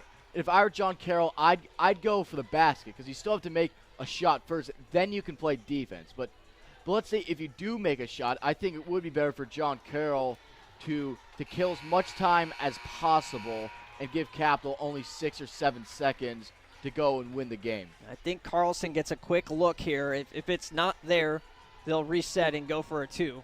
Well, I think John Carroll will just go for what's available here because you got to tie the game or take the lead first before you play defense. Burns comes into the game. She's out there with Taphorn and Folan. Pryor setting up a play. It's a 1-4 high set. Pryor goes to Heffington. Heffington one-on-one with Stone Rock. Layup. It's good. We've got a tie game. They go right to their bread and butter down low. Why not? And Nicole Heffington is clutch. Ties the game up 58 apiece. And now we flip sides to Capital. 28.5 seconds to shoot. And basically can run out the clock here for the final shot. Who do you go to here, Murph? You got a lot of options. Oh, man, this is a tough call. Let's break it down for you. You got Taphorn, who 6 for 12, has been knocking down mid-range shot after mid-range shot.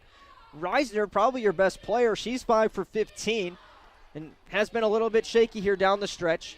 Folan has been red hot from outside, 2 for 3 from 3, 3 for 6 on the game. Emma Burns is probably your best overall shooter, but she's having an off day. So a lot of question marks here.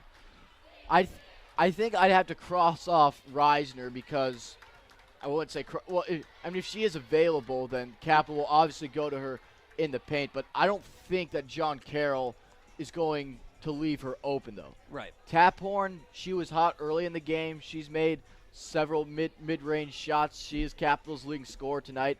If she has, because since John Carroll, they're going to be defending Reisner very aggressively down low. I think they're going to look to Caroline Taphorn for a mid-range shot to win here. We'll see. 58-58. John Carroll, give them credit. This fourth quarter, 20-10, 22-10, more than doubling up the Crusaders. Capital needs to get the ball in first. Let's get that out of the way. And then they can hold the ball for the final shot. It goes into Folan. She has knocked down a couple threes. And I'm assuming Capital will eat some clock here with 15 to shoot. Now it's Taphorn running a weave. She gets it back and pulls out here with 10 seconds. 8 to play. Taphorn one-on-one. Driving on Sprecher. Gets a screen. Has a look at the basket. Layup's good! 2.3 seconds left. It goes in. Sprecher from half court. No good! Capital wins on a layup from Taphorn. Wow, what a game. What a finish, Murphy. And you called it, Taphorn the game winner. Yeah, I thought it would be a mid-range jumper, but I'm surprised because because John Carroll, they're selling out against Reisner. Their tap horn, she had plenty of space. She went to the cup, laid it in. John Carroll only had 2 seconds, but what a win for the Capital. They escaped. John Carroll came out strong in the fourth quarter, but Crusaders knock off the best team in the conference. What a win for the Crusaders. We'll break it down when we come back on the Byers Airport Subaru post-game show. Final score, Capital 60-58 over the number 1 team in the OAC. We'll be right back from the Capital Center. New vehicles, reliable pre-owned vehicles, top-notch, high-quality service technicians, and friendly, trustworthy sales associates dedicated to customer service. Byers Airport Subaru in Columbus is ready to get you into the vehicle that you were meant for. Stop by to see our selection at 401 North Hamilton Road in Columbus and take a test drive, or call Byers Airport Subaru at 877-265-9695 today. Byers Airport Subaru is a proud supporter of Crusader Athletics. Subaru, confidence in motion.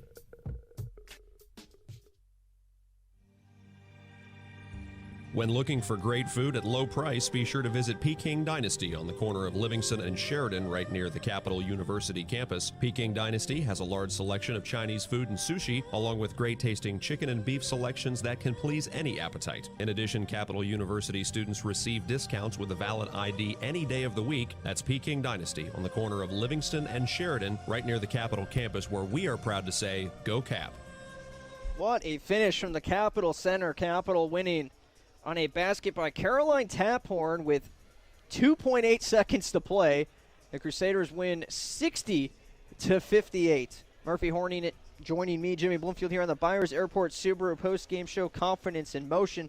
Murphy, let's get right into our final statistics from a team standpoint. First, Capital finishes off 25 for 62, 40% from the field, 3 for 9 from 3, 7 for 11 from the free throw line. And how about this number? This is the one that jumps off the page to me. Points off turnovers. Capital was +5 in that department. They scored 26 points off John Carroll's 23 turnovers, and John Carroll scored just 9 off of Capital's 18. Second chance points, John Carroll went 9-8 their way. Rebounding numbers, Capital had 37. John Carroll had 40, actually +3, but the turnovers, a big story in this one, Murphy. Oh, turnovers were a huge story, but I think that this has to be the stat of the game here. 26 points off turnovers for Capital compared to only 9 for John Carroll. Capital had a spectacular game inside the paint defensively, and it manifests itself in terms of the turnover totals and the points off turnovers. Our final statistics in this one brought to you by Planks Cafe. No turnover might have been bigger than that 5-second call in the final minute there for the Blue Streaks. Let's go to an individual standpoint now. Abby Adler had 10 points on the other side, and Danny Carlson with 13 off the bench for John Carroll. Those were the two leading scorers. Heffington with just 9 in this game. Did have a game-tying shot in the final 30 seconds, so give her some credit for the clutch shot there. But overall, very quiet day for her. Shelby Graham had 6 points, 6 rebounds. A strong off-the-bench performance once again from Nagy with 6 points, 8 rebounds, and 2 block shots.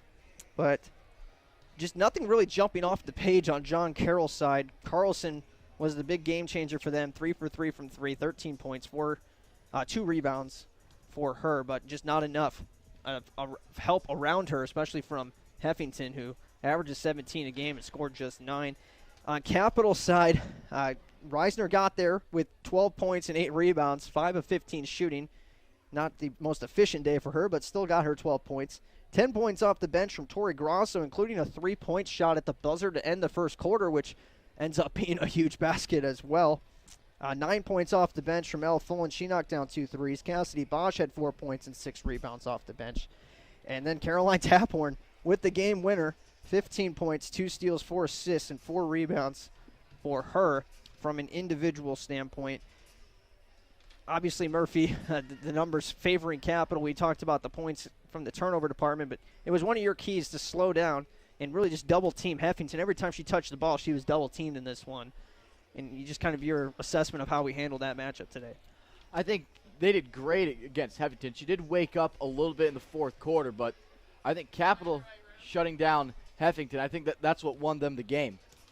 And Caroline Taphorn has joined us for our post-game interview. This is brought to you by the Peking Dynasty. Caroline, obviously a very fun moment for you down there with the game-winning shot. Just take us through that huddle with the timeout to set up that sequence and what you saw in the last shot there. So we advanced the ball up to half court, and Coach just kind of looked at us and said, I'm going to put this ball in Taphorn's hands, and we're going to see what happens. So I appreciate that confidence in her, and I appreciate that confidence that my team has in me. So we went for it, and thankfully Aaron Reisner set a great screen, and my teammates kept great spacing on the floor, and it got where we needed to be. How good does this one feel? I know the last few games have not really gone our way, and kind of taking a step back going into this one. This was kind of a game that was a big litmus test for us, going against the number one team on the other side with the Blue Streaks. Obviously, probably a pretty spirited locker room down there after the win, so just kind of touch on what that means to the team here moving forward. We've had our ups and downs, and I think a lot of teams in the league, the league has been so wide open this year. It's very inconsistent, and I think that teams have questioned us, but tonight, we really came out and showed how good of a team that we can be, and it's the right time of year to do it, so we're going into the tournament, and we want to show our best side here. So take us through these final 4 games here. We got 2 more on the road, 2 more here at home, and then, like you said, the tournament. So, what can you guys improve here the last 4 games, and what kind of team are we looking at going into the tournament from your vantage point? So, if we can put this team that you saw today out on the floor every night, I'm completely not worried at all. As far as the tournament goes, these last 4 games we're playing for a home game here, which would be nice. It's always good to play in front of your home crowd and your peers and whatnot. So just winning these 4 games, get us a home game in the tournament, give us that little advantage so that we can, run for that NCAA tournament bid and everything else that comes with it. Well, thanks for joining us, Caroline. It was a fun game and a great shot at the end there for you, and congratulations on the win. Thank you very much. I appreciate it. Thanks, Caroline. Again, that was Caroline Taphorn joining us as part of our post-game interview brought to you by the Peking Dynasty. We'll take a quick timeout. We'll come back and wrap things up here from the Capitol Center. Stay with us on the Byers Airport Subaru post-game show. When looking for great food at low price, be sure to visit Peking Dynasty on the corner of Livingston and Sheridan right near the Capital University campus. Peking Dynasty has a large selection of Chinese food and sushi, along with great-tasting chicken and beef selections that can please any appetite. In addition, Capital University students receive discounts with a valid ID any day of the week. That's Peking Dynasty on the corner of Livingston and Sheridan right near the Capital campus, where we are proud to say, Go Cap! And welcome back to the Capitol Center. Let's wrap things up. Jimmy Bloomfield and Murphy Horning with you. Murphy, we just talked to our player of the game, but again, brought to you by Donato's Pizza, Caroline Taphorn. And you kind of called it there on the last sequence. You said it would be a mid-range shot for her, but we'll count it as the same. And she got a great look at the basket there to win the ball game for us, and obviously one of the easiest calls we've had as player of the game. Yeah, and I'll proudly claim Taphorn knocking down that shot, but she is our player of the game for a lot of reasons, not just because she knocked down the shot at the buzzer there, but she had 15 points. She was Capital's leading scorer. She had 4 rebounds, and she was 7 for 13 shooting. She played the 3rd most minutes of anyone on the team. She played 34 minutes, only behind Stone Rock and Aaron Reisner. But Taphorn, the leading scorer, she knocked down the game-winning shot. She is our Donato's player of the game. One more scoreboard update in the OAC. Again, this is brought to you by Donato's as well. Marietta winners today 63-59 over Ohio Northern. We also have a win for Heidelberg 86-72 over Muskingum. Baldwin Wallace and Wilmington are in overtime. 5 seconds left, and Baldwin Wallace leads by 3. Mount Union 65-48 winners over Otterbein. And the final here, of course, Capital winning 60-58. Keep an eye out on Monday. We have OAC action. John Carroll will play host to Heidelberg in a makeup game, I should say, from Wednesday. So a busy week for the Blue Streaks continues. And then a full slate of action for the women's side of things in the OAC on Wednesday. Murphy, we won't have another home game until the 13th. It'll be a Wednesday game against Wilmington. And then it'll be senior day, basically Aaron Reisner day. Capital playing host to Mount Union on Saturday, February 16th, in a game that very well could decide the 4th seed and potentially the last team that gets a home court spot in the OAC tournament. So a very big game that's setting up for our finale of the season, but just 2 games left for us here at the Capitol Center. The men will be in action during the week on Wednesday and Saturday here at the Capitol Center. Charlie and Tom will be back on the call for those 2 games, so we hope you join us in then. And you can catch Murphy and myself again on Wednesday the 13th, 7 o'clock start, 6:30 pregame show. We'll start up for that Wilmington game. Big week here for Capital on the road, Murphy, as we kind of wrap things up. At Heidelberg, at Baldwin-Wallace, teams that they beat Heidelberg here at home, lost to Baldwin-Wallace all the way back in December, a game in which Caroline Taphorn got hurt in. Big games. Capital needs at least a split there, I would say, if they want to have a home game here in the tournament. I think if they beat Heidelberg on the 6th, that should solidify their spot in the OAC tournament. And going tonight, it was highly likely that Capital's going to be in the top 8, but I think they might mathematically clinch it with the win. I think you're right there. I think it's pretty much official if they beat Heidelberg on Wednesday. But Baldwin-Wallace, they're right up there in the top of the OAC, and obviously they care about positioning. They want home court in the OAC tournament, and that is a monumental game before we get back here Wednesday the 13th against Wilmington. Wilmington, a team that beat Capital in the first swing as well on the road, so it'll be a little bit of revenge on that night as well. 4 games until the tournament. It looks like we'll be there. It's just a matter of where in the seeding Capital will fall at the end of it. A very fun one to call here in this one, in Capital, with a game-winning shot in the last 3 seconds, wins this one by a final count of 60-58. For Murphy Horning and everyone else here that was a part of the broadcast, we appreciate it. And thanks again to Caroline Taphorn for coming up and joining us as part of our post-game show. And we will catch you next time here on the Capital Sports Network. 60-58, Capital winner over John Carroll.